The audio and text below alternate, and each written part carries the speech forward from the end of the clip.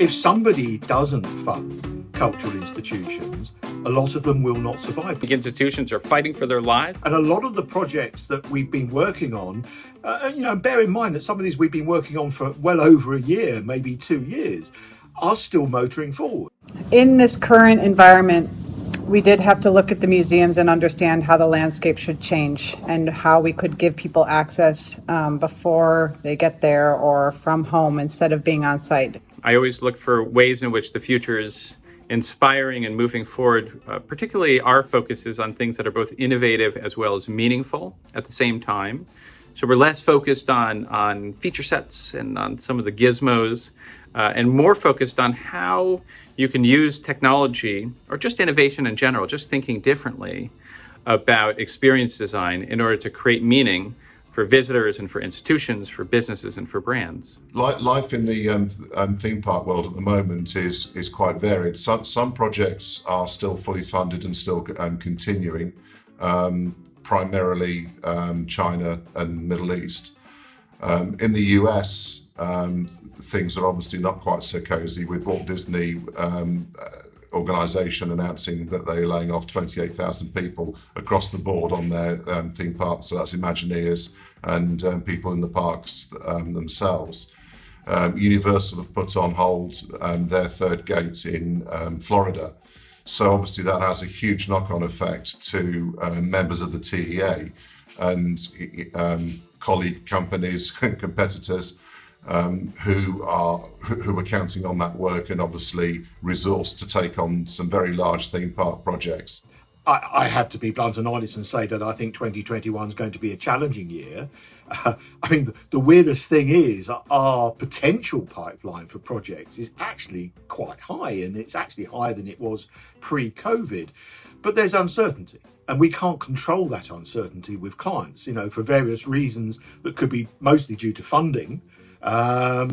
Projects may still get put back. We took advantage of this moment in time to help our clients think about how they could keep all the interactive experiences up and running once they did open, providing guests with stylists and, to replace the sort of touching the screen interaction. So really consulting on how they could keep the exhibits open once they did reopen.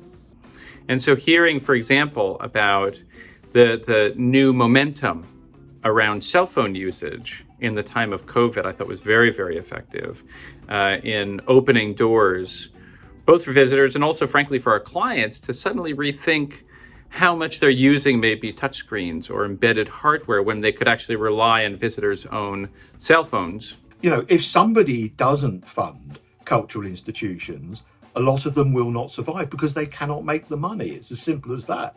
I think that's a terrible thing. That's the real downside of all of this COVID issue. That the government has to think very carefully about the value of these institutions to tourism, bringing people into the country, and basically retaining the culture and the knowledge that we have. Otherwise, it will be lost. Let's not forget, museums were set up to preserve. That's what they still do. Yes, they have to entertain. Yes, they have to educate, but they still preserve. And we must maintain that. A lot of the clients that we're working with want to innovate. They kind of anticipate change, and that we're providing a way that their space can change. And so right now is really crystallizing that, your space should have been able to change if you hadn't already thought this way.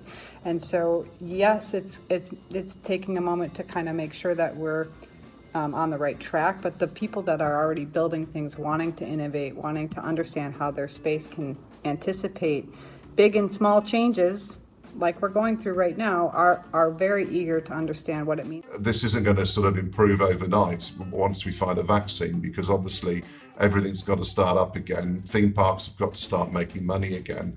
It's not rocket science if they're not earning any money, and what money they have is funding their survival and funding the staff that they need just to open the gate and maintain things as they are. Then it's going to take a while before the income levels start rising again to where they feel confident enough to start back on new projects. In theory, places like us need to be busy 1 or 2 or 3 years in advance of you all being busy in terms of purchasing, integrating, installing, and then maintaining AV equipment.